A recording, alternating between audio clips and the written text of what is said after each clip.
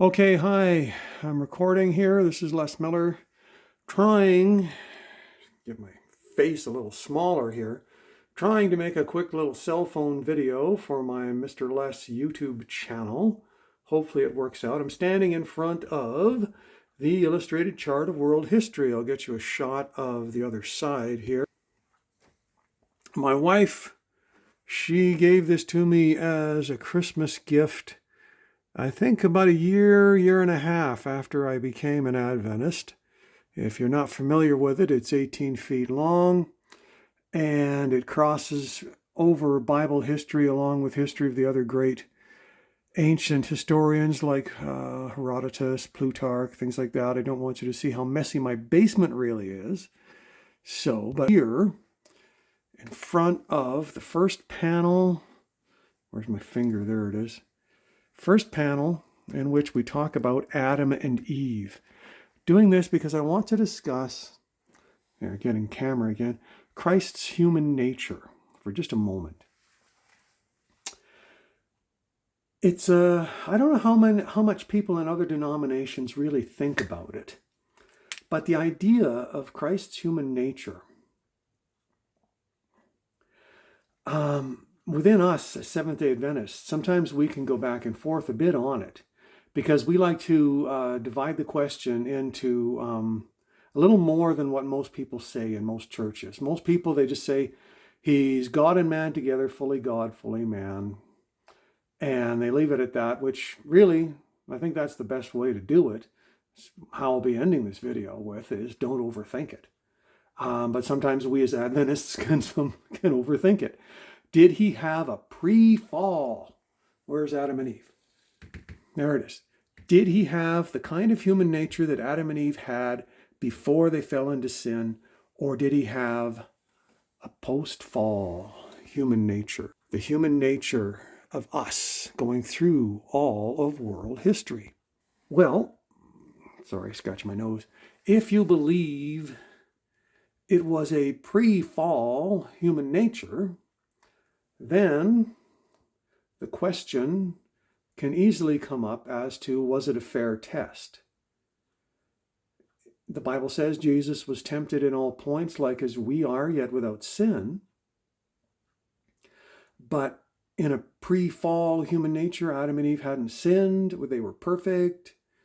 Somebody might say, well, as I said, Jesus it wasn't fair because he wasn't really one of us. But then, if you believe it was a post-fall human nature, then the quandary goes the other way, because then it all of a sudden becomes a feeling that deep down maybe within him Jesus did have a defilement, but yet the Bible says he was perfect. Well, how can that happen?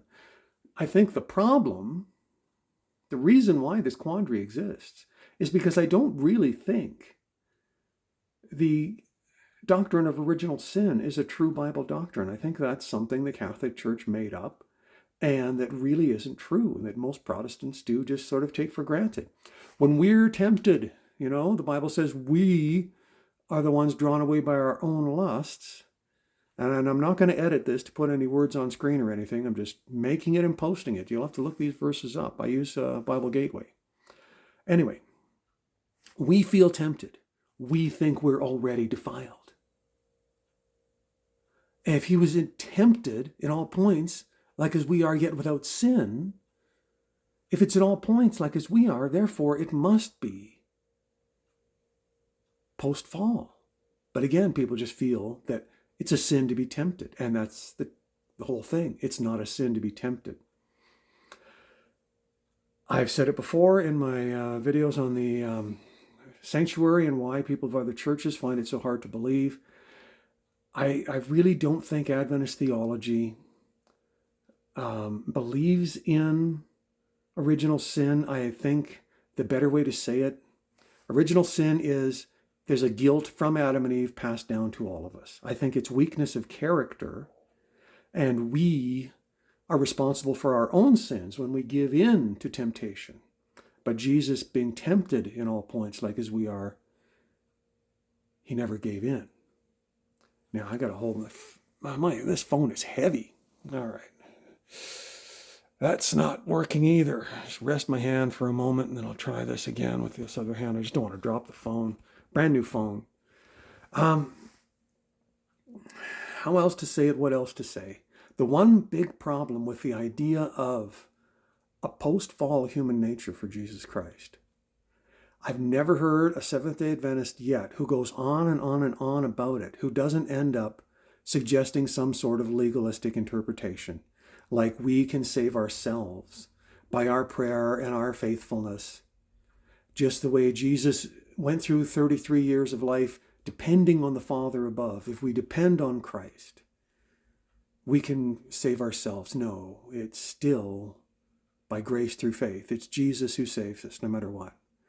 So I think I'll just end the way I began there by coming around full circle. Maybe the people of other churches have a better view on this. Just don't overthink it. To me, I think the best way to describe it, my own opinion, not speaking as an official representative of the church, trying to get the phone out of the shadow here. He had a perfect godly mind in a weak human body. The weakness of the human body would have had to have been post-fall for it to make sense to be a complete victory. But the perfect godly mind was pre-fall. That's my opinion. I don't know exactly if we'll ever get a full answer to that question. That may be something in eternity we never fully know, but we have enough to know. Christ died for us, and we can live for him. All right, thank you.